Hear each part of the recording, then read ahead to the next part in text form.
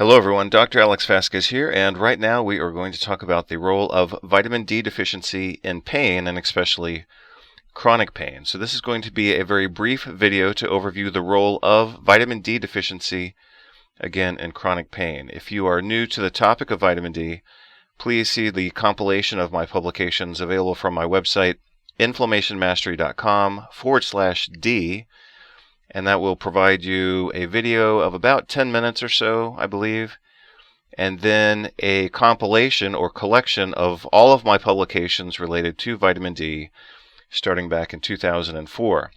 So the purpose of this particular video is not to review the entirety of anything. It's not to review the physiology of vitamin D, but if you want to see that information, again, please see my original article from 2004, enthusiastically titled The Clinical Importance of Vitamin D Cholecalciferol, a Paradigm Shift with Implications for All Healthcare Providers, published in 2004, September, in the journal Alternative Therapies in Health and Medicine. The dosages that I'm about to discuss are for uncomplicated adults, and this is just a casual conversation. This is not medical advice for any individual. As I'm sure you know, most of my videos are very detailed, and some of them are up to 2 hours in length. This is going to be a very short and perhaps even a bit informal, just so I can get the news out about this particular topic, which I think is important. I'm in several different groups discussing chronic pain and medical management. And also, I, like everybody else, sees the news on vitamin D. And a lot of that news, even if it comes from, a big journal or magazine or television station, a lot of it's quite inaccurate. So part of my way of kind of correcting the record, at least to the extent that I can, is to produce these educational videos so that I can actually talk about these things from what I consider to be a more reasonable perspective. A lot of the information that I'm going to talk about right now is part of what I'm developing for publication in 2021.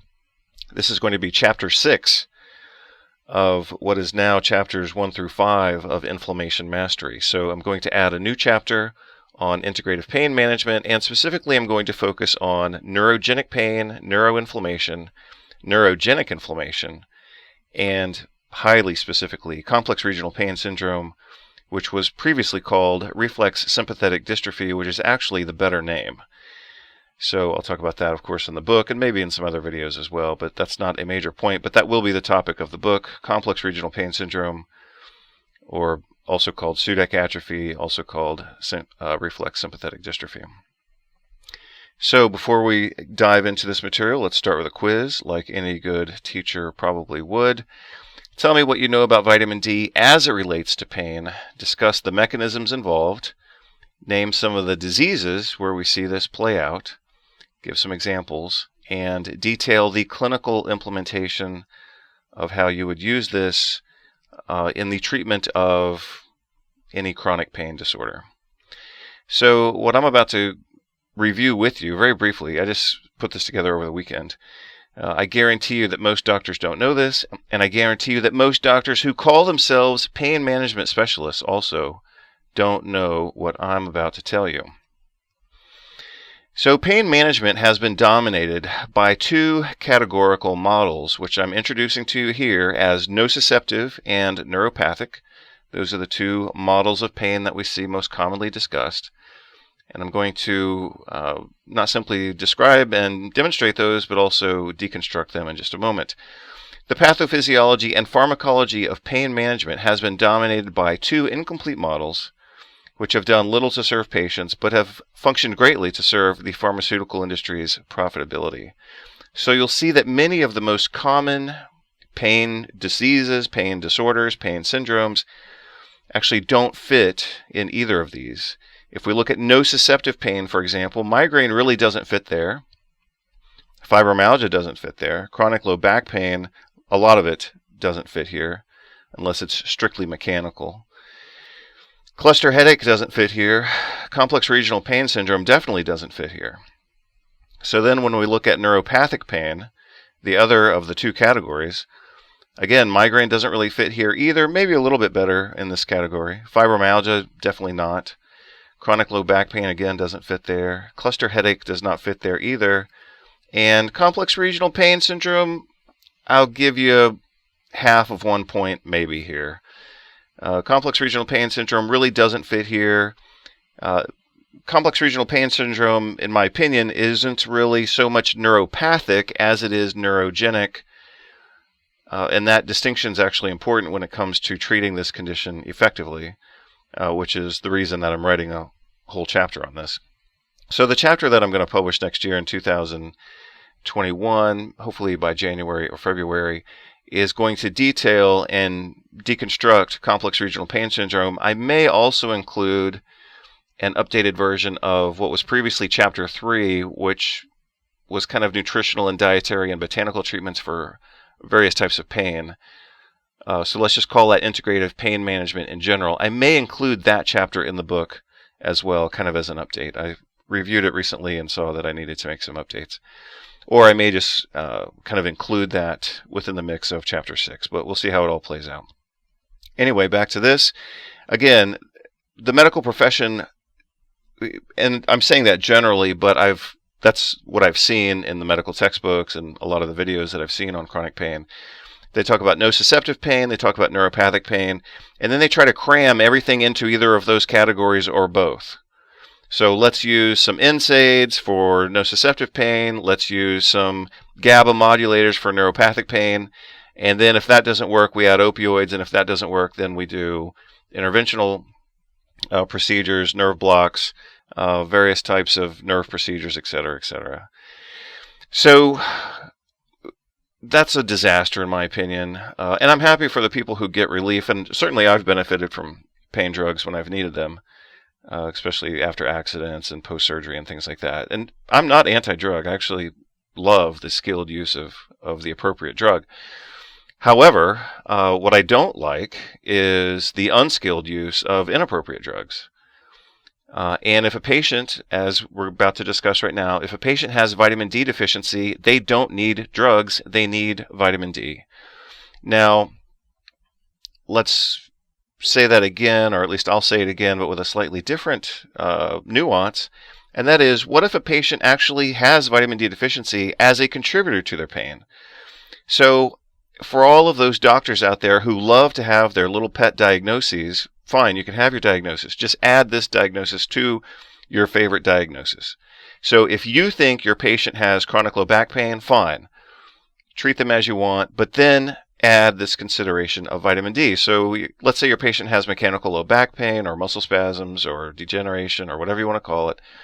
Fine, but address the vitamin D component of that, and the same is true for migraine, fibromyalgia, cluster headache, and complex regional pain syndrome. So really what I see mostly, and this also includes my medical training, is what I call the overdose polypharmacy model, and also known as the shove a square peg into a round hole paradigm. If a specific pain disease entity does not fit within these two categories, then doctors simply use higher doses and more drugs from within these categories, as if to cram the disease into these categories that don't fit the disease. What we learned in medical school is keep pushing the drug until you get either toxicity or efficacy, and that's how many chronic pain patients are treated. And their doctors never think outside of the box. So we're going to look at this quick video that I'm making on my weekend so that we can kind of address this problem. As I recently posted on some of the social media sites, vitamin D deficiency exacerbates all chronic pain. I published a major review on this topic, specific to vitamin D in general, not chronic pain in particular. But in 2004, I published a major review. Again, you can download that from my website for free. Again, it was published in 2004, September, Alternative Therapies in Health and Medicine. I would like to think that all doctors have had time to read that and certainly have had access. It's all over the internet. And really, no legitimate excuse exists for medical doctors to be ignorant of this topic.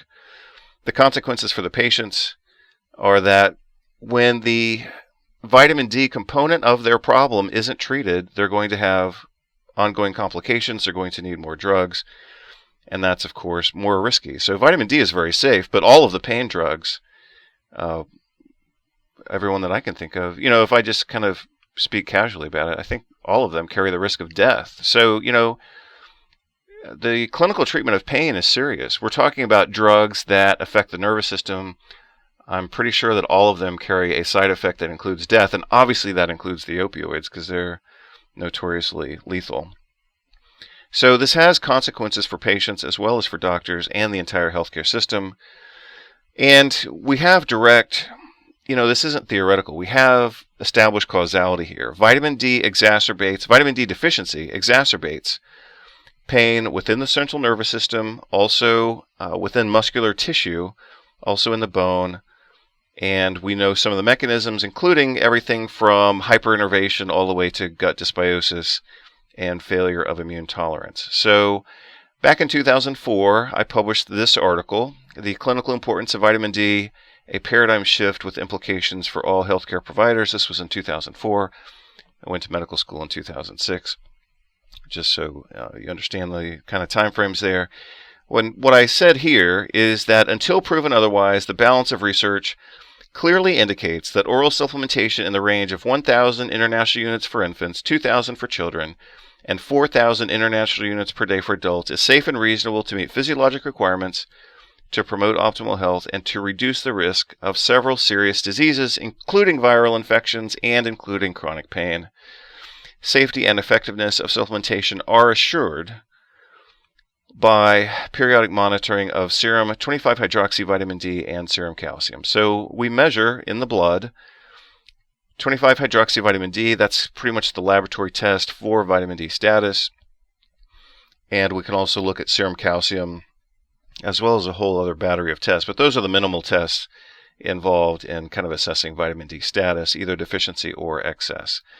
And at that time, we published this reference range, which actually came out of my orthopedics book back in 2004, after I had taught orthopedics at Bastyr University in their naturopathic medicine program, which was a school I had attended as well, and also the school I attended after chiropractic college. So I already had two graduate or doctorate degrees by that time, and then I went on to get a third graduate or doctorate degree in medical school.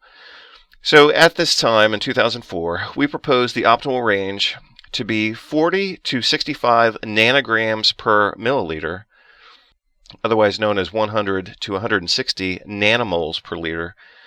And I still think that's reasonable. That was a bit conservative. We could have been more aggressive.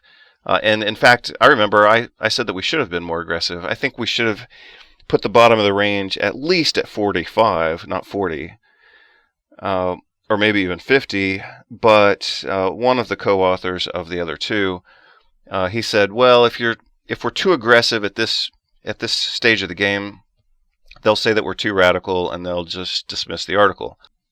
So his advice was that we go with 40, even though we were very well aware that we should have gone for 45 or maybe 50. So these days, when I talk about an optimal physiologic range, I suggest that range is between 50 and 90 nanograms per milliliter, otherwise known as 125 to 225 nanomoles per liter. And you can pause the video if you want to take a look at this. But again, I think the optimal physiologic range is between 50 to 90 nanograms per milliliter. And some labs will report that as 125 to 225 nanomoles per liter. And I've given you some examples of different populations and where they might fall into that range. Above 100 nanograms per milliliter, I just don't think we really need to go that high. We can't necessarily call those toxic levels because they're not toxic. Vitamin D itself is not toxic unless it's accompanied by hypercalcemia or some type of calcific complication. So if a patient has a vitamin D level of 100 nanograms per milliliter, they may be fine. I just don't think we need to go that high. The real debate is around deficiency, insufficiency, or what I'm generously calling here marginal sufficiency. So a lot of so-called mainstream medical journals talk about deficiency at 20 nanograms per milliliter. I just think that's disgusting. I mean, that's complete depletion. That's not deficiency, that's depletion. So the deal is that between 40 and 50 nanograms per milliliter, that's where we see the discontinuation of physiologic adaptations to vitamin D deficiency. So in other words, somebody has to be above that level in order to not be in a chronic state of adaptation to vitamin D insufficiency. Well, obviously, for those of us who are knowledgeable enough and smart enough to want optimal health, not simply survival, we need to get ourselves and our friends and family and clients and patients out of a mode of chronic adaptation. And that safely starts at 50 nanograms per milliliter. So that's why I put 50 as the bottom of the range for optimal, because it is the bottom of the range of kind of normal physiology. Anything below 50 nanograms per milliliter, the body's trying to adapt and compensate for vitamin D deficiency. So we need to get people out of that situation. Again, I'm not going to review all the physiology behind what I just said, but maybe you can take my word for it.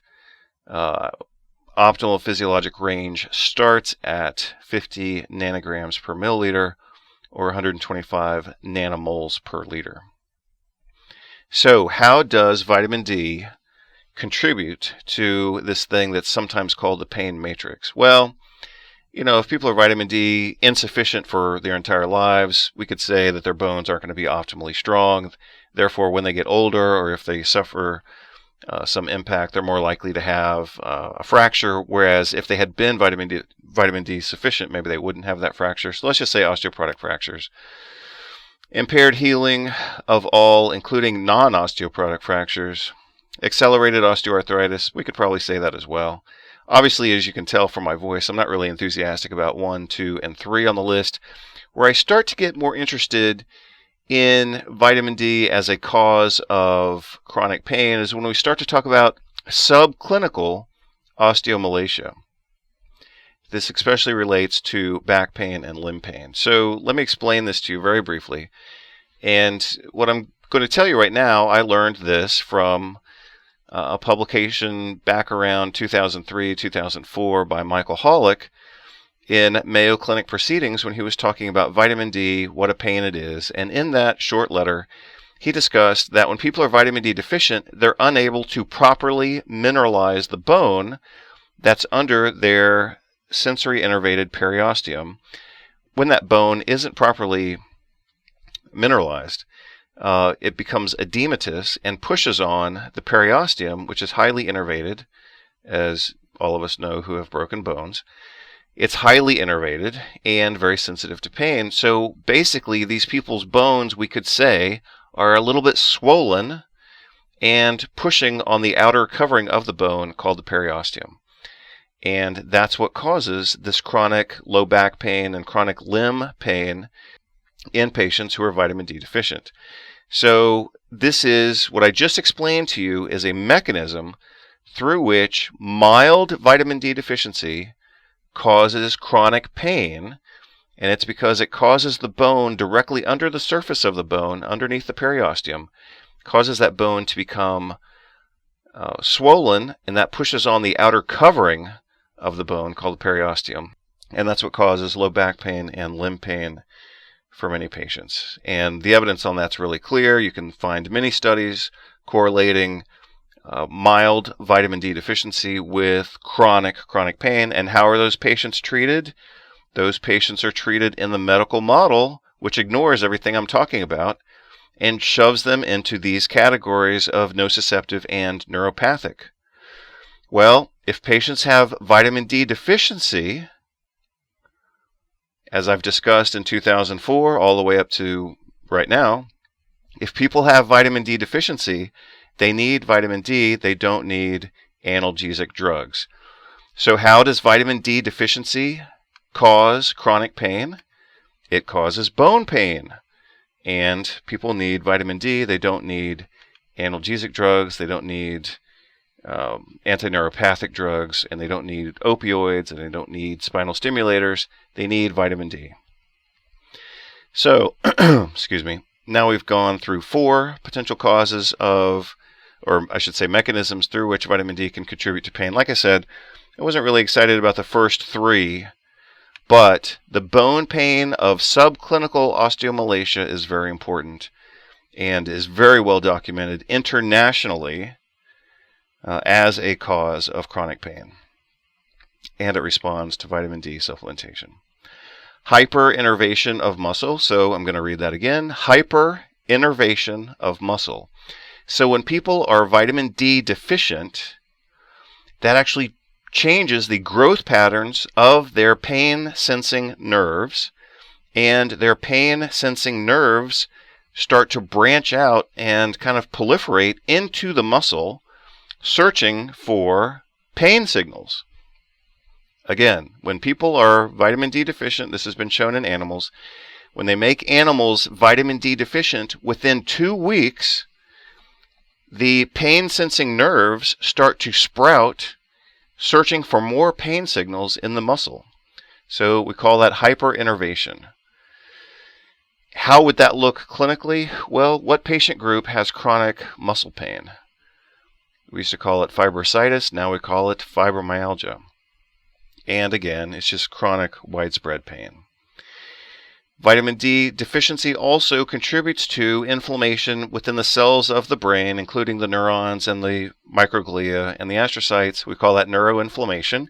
And that promotes, again, hypersensitivity to pain. So the peripheral nerves become more sensitive to pain signals, and the brain itself and the spinal cord also become more sensitive to pain signals. Now, independent from any inflammatory cause, what we see in people who are vitamin D deficient is their intracellular calcium levels increase. Medically, these conditions are treated with calcium channel blockers. In the nutrition world, we treat them with nutrients like vitamin D, fish oil, magnesium to reduce their intracellular calcium levels. I have termed that intracellular hypercalcinosis. I published that in 2006. You can find it online. You can find it at my academia.edu page, chapter out of my book. I originally published as an article and later as a chapter or a section in my book called Intracellular Hypercalcinosis. So again, when people are vitamin D deficient, their body compensates by increasing parathyroid hormone production. The consequence of parathyroid hormone is that it increases intracellular calcium levels, and that serves to kind of prime nerve cells and immune cells for pain reception and inflammation, respectively. So again, what's the pattern that you see here? The first pattern that I discussed was bone pain. Now what we're talking about is nerve hypersensitivity. So if you have bone pain and you have nerve hypersensitivity, that's starting to look like a chronic pain patient, and yet their doctor doesn't know any of this, so their doctor is just going to put them on analgesic drugs. Vitamin D deficiency also contributes to gut dysbiosis and increased intestinal permeability. We see that exactly in patients who have complex regional pain syndrome. We also see that in many other inflammatory and autoimmune type conditions. Vitamin D also appears necessary for the proper absorption of magnesium. So if people are vitamin D deficient, we're going to expect them to be magnesium insufficient or deficient. That's going to change the way that the neurotransmitter glutamate is metabolized, and it's going to make their glutamate receptors, the NMDA receptors, more sensitive to the reception of pain signals. And number 10 on my list is systemic inflammation, autoimmunity secondary to lack of immune regulation, failure to induce T regulatory cells, which is another major role of vitamin D, along with vitamin A and many other nutrients.